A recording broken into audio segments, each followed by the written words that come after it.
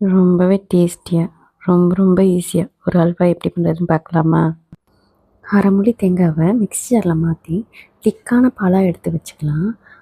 பால் 2வது பால் மட்டும் பிழிஞ்சு எடுத்துக்கோங்க. அதுக்கு மேலே வேண்டாம், தண்ணியாக ஆகிடும். இப்போ ஒரு பவுலில் 2 டீஸ்பூன் கார்ன்ஃப்ளெக்ஸ் மாவை திட்டமாக தண்ணி ஊற்றி நல்லா கரைச்சி எடுத்துக்கோங்க. கட்டி இல்லாமல் பார்த்துக்கோங்க. இதை நம்ம திக்காக எடுத்து வச்ச தேங்காய் பாலில் சேர்த்து நல்லா கலந்து விட்டுக்கோங்க. நல்லா கலந்த பிறகு பேனில் 1 ஸ்பூன் நெய் ஊற்றி 10 பல் முந்திரி பருப்பை அதில் போட்டு கொஞ்சம் பொன்னிறமாக ஆனதும் எடுத்து தனியாக வச்சுக்கோங்க.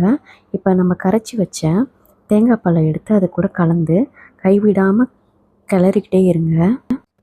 10 நிமிஷத்துலேயே அது கெட்டிப்பட ஆரம்பிச்சிரும். நல்லா கலந்து விட்டுட்டே இருங்க. கொஞ்சம் கலர் சேஞ்ச் ஆகிற வரைக்கும் வெயிட் பண்ணுங்கள்.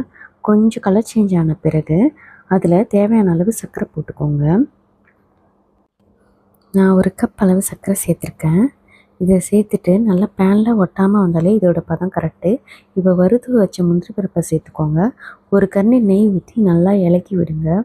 சூப்பராகவே வந்துடும். இதுதான் கரெக்டான பதம். பேனில் ஒட்டவே ஒட்டாது, தனியாக வருது. இப்போ ஒரு பவுலில் மாற்றிட்டு சாப்பிட்டு பாருங்கள். ரொம்பவே சூப்பராக இருக்கும்.